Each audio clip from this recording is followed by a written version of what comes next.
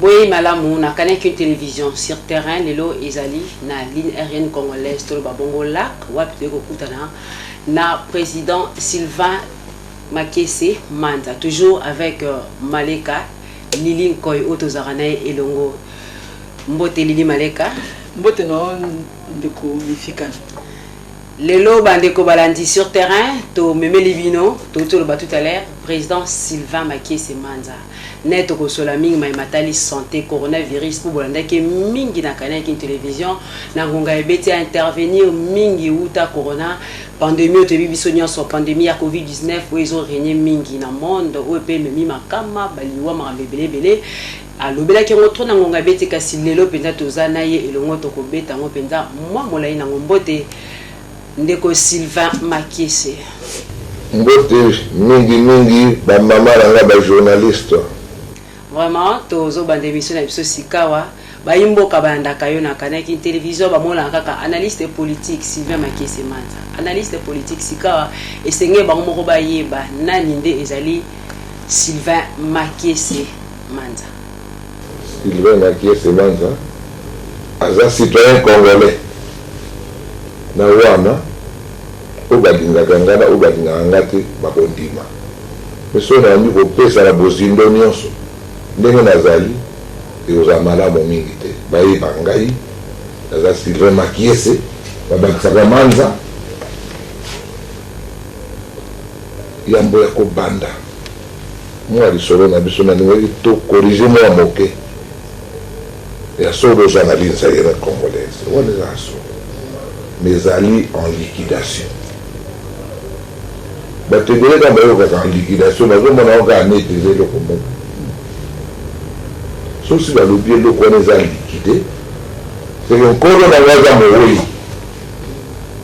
soko na lokufi te bako liquide eloko no te na boyokaka linza eren congolais soko suki wana ezali neti nano akufa te akufa banda 2014 biso tozali awa mpona koteka biloko mowei tofuta banyongo atikaki yango wana fu kobakisaka en liquidation soko obakisa eloko wana te tokoti na mwa libungi matondo mingi na correction président Sylvain Makesse atalisi penza polele lolenge ezali était ligne aérienne congolaise en liquidation tous nous avions compris président Tobandi tozobeta masolo ya coronavirus président corona et na école Congo démocratique uta le 9 mars dernier uta yango eya ba confina ba déconfiner ba mesure d'état d'urgence et qui na mboka résultat nini ya malamu edima. Merci beaucoup. Tant que le baka eya on dirait son maladie eye mutfwa yeba te to yeba ki yango na ba kontina biso le 9 mars et là on est la cité que c'est bandaka na bien avant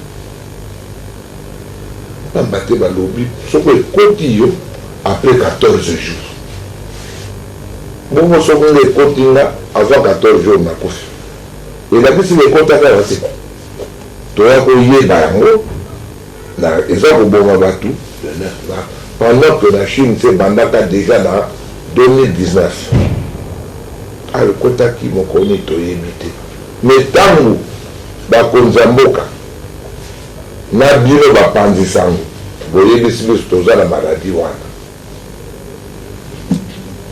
tozwaki yo nde balobaka na lopoto baprécaution à prendre na motu nano tolingi to soko esali te ebebisi koleka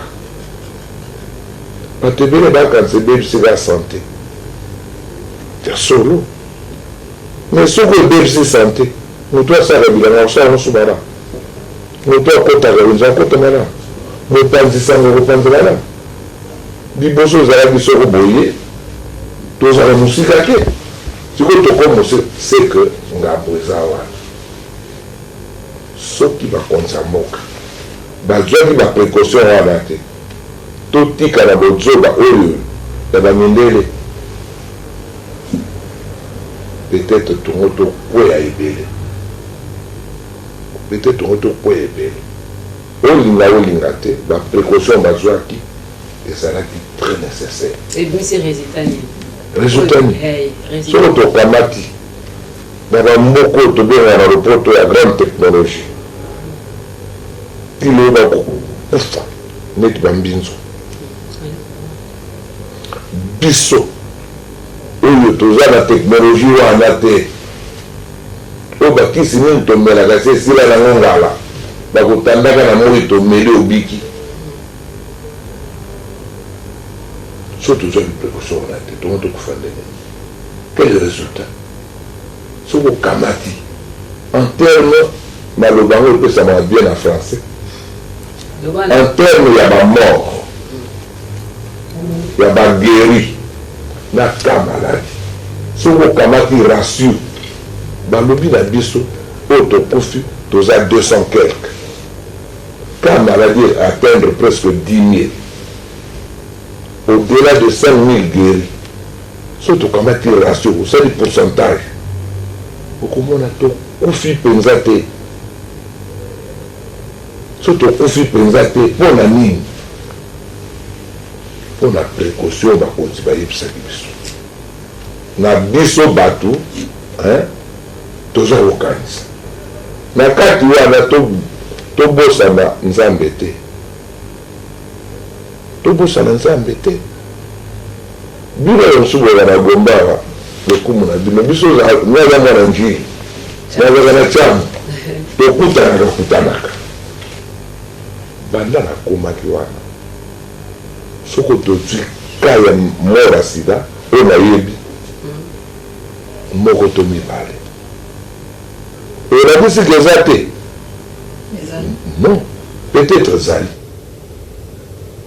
peut-être na badepiste yango te peut-être koya kolia biso mikolo koya yango futokebaka pour que le résultat eza kitoko na ndenge gouvernement alobaki na biso tomilengele ti lelo tomibatela yo mpe oza kuna oza na mwana batela ye zala gouvernement ndako na yo ngai mpe naza biso nyonso toza bapanzisanga toza bagouvernement oyo toyebisa angele na bato nyonso nakanisi lero wana résultat ekoma kitoko koleka motuna moko ndeko Sylvain Makiese ezali ete mboka ezwaki état d'urgence sanitaire mpe baleve yango est-ce que ezalaki epesi impact na kati ya mboka nsima ya koleve état d'urgence sanitaire wana merci mingi mpona toyeba impact positif to négatif totala na impact eza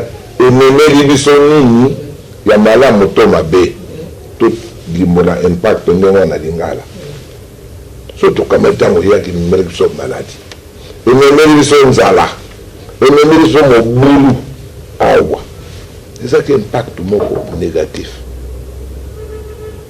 baye kolongola yango tala ndenge bato basepelaki azwa kutu mokonzi ya mboka aloba yango na mpe biso oyo tosalaka mpa bakonzi surtout bino basi so boya basekrétaire soko ntango ebimi te koloba te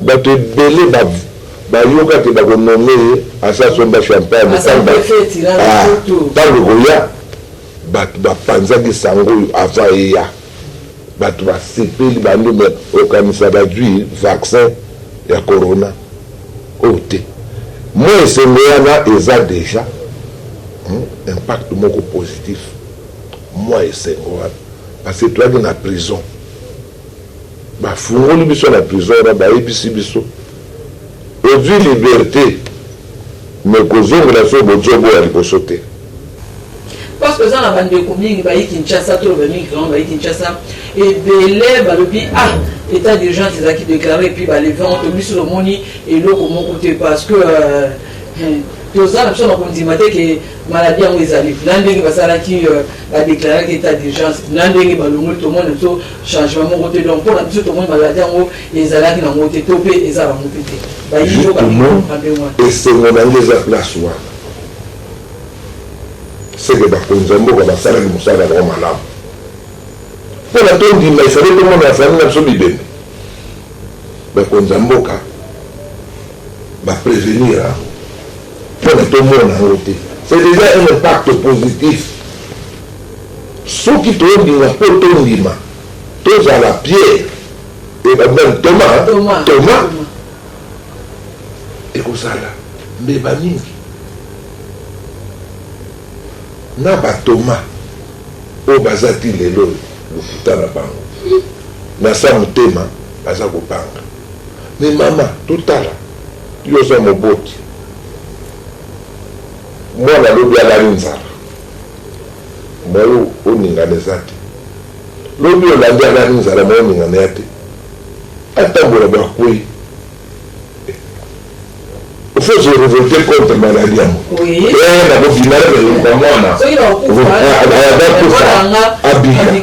C'est ça en fait la réalité. Et on parle de Konzambo, on va comprendre. Bafunguli. Toujours la Mombongo. Toujours la Osala Bilanga. Toujours la Misala Nabiso. L'activité Nabiso économique et Zonga. Nkitambo Kotombouane. Ce qui tozala kikaka. Na état d'urgence wana même moi besa dollar ya lukuta to komona na mikolo puto le la bato pour ça eza lukuta eza la banque eza na 1900 yo komi na 1500 on mo ko sana on tu avais 1500 au dollar à votre la circulation donc ce qui état d'urgence c'est longa quitté sur la Konzambo va comprendre qui souci à batute donc to kota na bosoto ma pasi eleki pasi yango elingaki kozomela bakonzambo il a fallu kofungola parce que liwa ya corona na liwa ya nzala nyonso yaza liwa yango wana sikoyo toyeba komibatela maloba epa na mwana mboka alifika mwana mboka Sylvain Manza Makiese na balusi gestion ya Covid on qui a demandé l'engagement seulement qui gestion ya Covid de Congo démocratique pour toyokaki masole betamaki mwana mboka docteur Muyembe réclamaki azoya kaka 1 million mususu docteur ministre de santé pe 1 million nzoka na koyoka mbongo ezayaki 10 million toyebi te tozobeta lisolo o toyoki sto gestion na ngoyo poza mwana mboka sali banalise trop pour na Covid wana gestion ya mbongo. Merci mingi. Et ça passe mingi dans le banabi. Comment nous avons dit là? Nous t'attendons le thé. L'eau va battre au salaire, va passer son mois poste. Et changer moi à Mayaka, au Yibi. Pas que Billy Bakanisaka. Sur la lobby communauté internationale a atteint 25 millions, a atteint 10 millions, a atteint un bon nous y a pareil, nous y a kisi, nous y a matela, nous y a mon en espèce de ça rare. Tout supposé même en espèce. Et que ça on a de compte en compte. Pour toi, on y peut ça dans bon, au beau quand tu perds en espèce. Yomoko Sokozali, par exemple, tu as 10 000, autant que dans le Kangaïou. Alors, si vous avez un peu de RDC, bah, quand ça, on a moins 5 mois, bah, tu dis non. Ma commis côte, ça la bousino, on a été, pe, dans ma cambo, on a été. Bateau là, Kambamboka. Bah, ça, on va paramètre belé au biseau, ça, on a monté. Bah, le français. Koluka pembete na fo ya mwini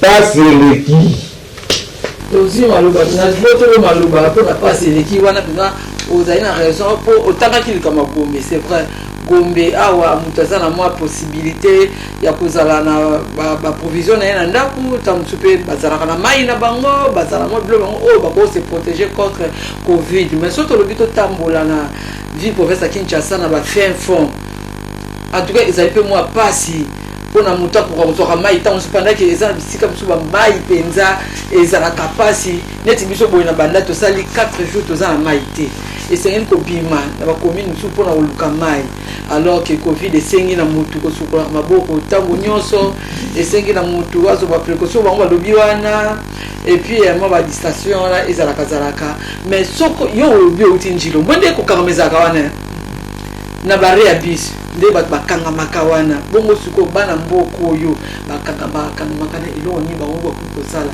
misusu baza na bakashi nete akopesa raison na ozwango wapi naza na bana 8 sikoyo nasombelaka bango yango ngai moko mpe natala kolia na bango bongo mbula batali azali wapi mbula batali asali nini mpona biso mpo asunga biso na mwa likambo ata moko pendant que azwaki baide extérieure asali nini mpo asunga ata biso atala mwa eloko moko kaka mpo basengi mpe mwa bamesure ebele bongo sikoyo na ngambo ya mbula batali asungi biso boni merci mingi ozolingo ozomisaka na ngambo wana benga yo ngambo ya politike na ngakokobikotisa mingi te me na koloba parce na ye mwana mboka eza bongo bokumisaka pe te balobi soko oza maladi bakosalisa ofere okumisa te eza aport te eza deja moko wana alors kasi oyebi bie bana mboka oyebi malamu bayi Kinshasa bango eloko ya liboso nanu bakipaka nanu libungu nanu na libungu wana ata eloko bakolia ya te me na moment oyo oyebi mpe malamu eza na batene ebele ya province ya Kinshasa baza na mai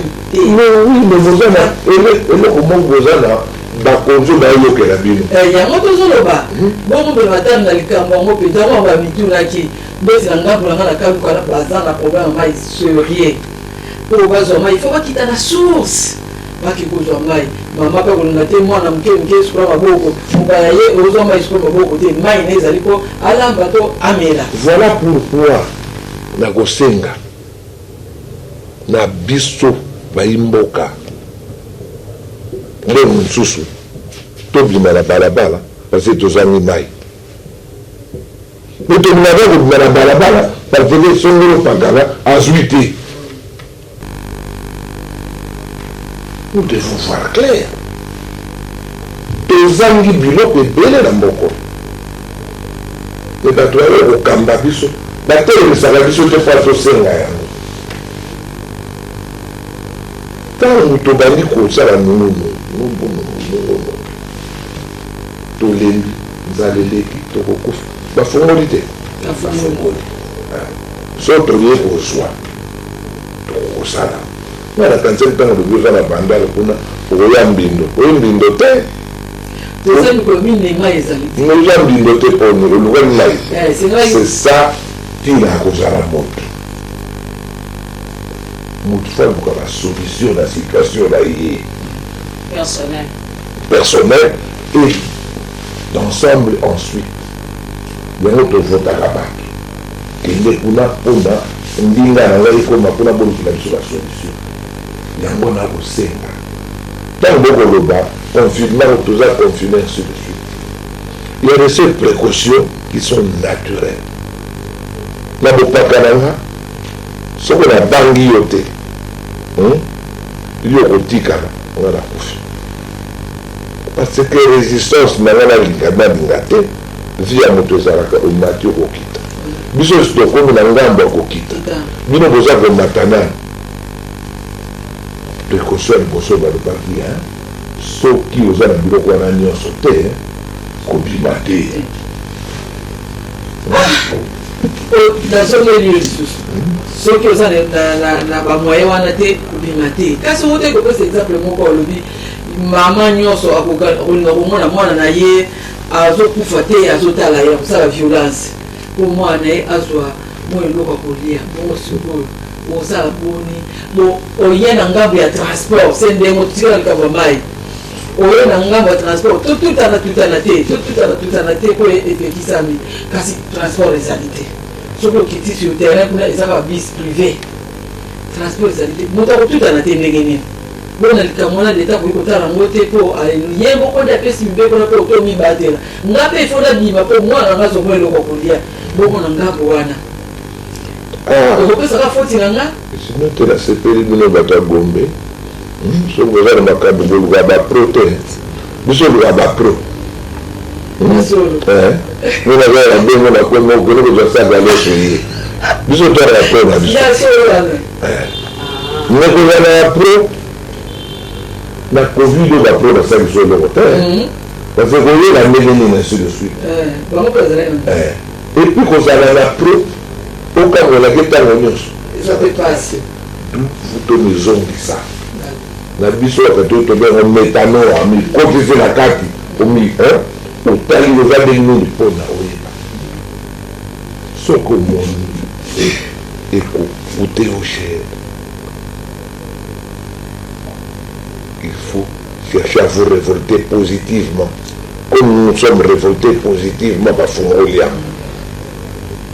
namonaki mama aza na mwa likambo kotuna nayebi ke osisa na ndeko maleka po mpenza abongiselaki mpenza ya motuya mpona mokola lelo nga nakesi ko na ngambo ekonomi wana mboka asila nayebi ke ozokoanalyse trop na kanal ki na ngonga ebeti mingi bayebi biso balanda na kanal ki te soki balandaka ndeko Sylvain Makese baconséquence économique nini ekoki kodécoule pendant pandémie à Covid, état d'urgence de l'école au Congo démocratique. Pour tout ça, la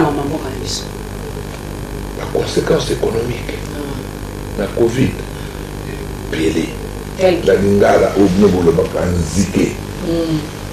Qu'est-ce que misère à peuple, non? Parce que l'homme, c'est l'élément clé du développement. Sur le but du développement, c'est un aspect économique. Bateau basalaka moi économie bayebi que les faits sociaux les trois faits sociaux sont partagés aussi dans l'économie.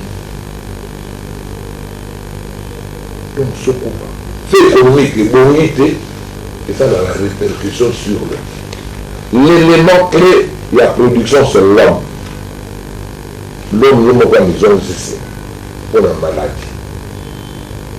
Il y a une mission pour l'état d'urgence. L'état d'urgence, c'est la vie.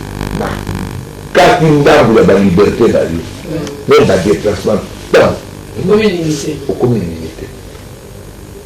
Tous les gens qui ont la production, on a encore la voiture. Il y a aux taximètres. Du coup, aux avons même 4 personnes. On a 30 000. Si on a le Benara, 2 personnes à Sima. Nous, tout le monde a zan. Si on a vu 30 000, c'est que nous avons au Cambodge. Voilà. D'où le bonheur se fait quitter. Tant que le veut quitter. Mais impact négatif. C'est ça en fait la situation. Dans beaucoup de bazar dans ma coquille, ma subventionnable. Ma coquille carburant la période où tu quittes ça dans autant. Mais bien au côté de la carburant, l'État a beaucoup de charge. Mais ah ouais. Les gens la barre avec les bourgeois, un pire que les filles. Même le gouvernement va me faire que. Il y a un problème pour le peuple. Pour le peuple, la météo est pas la moitié de la population est congolais. Nous sommes ce que le peuple a sentir que c'est le gouvernement ça pour ça idée. Ce que le peuple a sentir conséquence pour le peuple a sentir à noter, n'attend vers la normale, il faut passer aux emprunts comme au défend. Mais pas le défend dans le pays d'Ondo. Dans d'autres cieux. Basalaka, on va bien la planche à billets avec la banque. Belé. Non pour les comptes à Awa, inflation il y a, dollar et matate, à cause de ça, à quoi à son de l'ibinolos, à son de madé, à y a ton ici marché, banda tongo pipo, biloko kitango. Toko samate même l'état simbi film il y a bastende sur les productions ça qui le combat yo zo teka fufu au lobby ngai fufu na yo $500 l'état simbi film a lobby sac $20 yo ko tekate ngai pe na oliate moi na kofi donc na tongo na koya na sima ndako tekilanga mwana akofata bonne façon ya kokitisa talo créer abondance pour abondance eza te bokomata likolo bokiti se bobomi eloko kosimba eza te C'est ça pour solo. Dans la misère, il n'y a pas de vertu. Il y a aussi une question pour ne plus de vertu. Il y a aussi une bataille. Et il y a aussi une bataille. Tozo poussa na kalaté na pesa maleka maloba vote ke na suka président. Touti président ya ko Congo démocratique Félix Antoine Tshisekedi a levé état d'urgence. Na kati état d'urgence alongoli ba mesure ndamu musupeti kali. O tozana ko kalami pété olonga nango. Mais tozo marteler plus to beta c'était na ngambo ya inspecteur provincial, commissaire provincial à la police, moi Mboka Sylvano, Kasongo, ici Mboka Bakina en particulier, pour il y a masque obligatoire. Mais sur le terrain vraiment, tout le monde est pédant respecté parce que Bakina bazo boya penza. Pour il masque. Mais c'est une rapide souci wana, Sylvano Kasongo, comment le Sylvano? Ndoina. Ba PC mitindo. Il n'est pas quitté ça. Nakatoli tolobaka otala mato ya koyoka ayoka mais na luta de prévenir ils sont pas la bino bien ailleurs mais te na lobaki boye tolukaka mibeko toyebe kosimba soki kosimba te malamu toloba te parce que kozongela biso moko soki 500 personnes balati masque te Sylvano Kasongo kami bango tya bango l'eau sous 200, l'eau par Sur ce, il faut. Sur ce, il faut sensibiliser biso kaka. Il y a ma casse qui faut sensibiliser biso. Sanction à boïté. Mais sanction faut la adapter.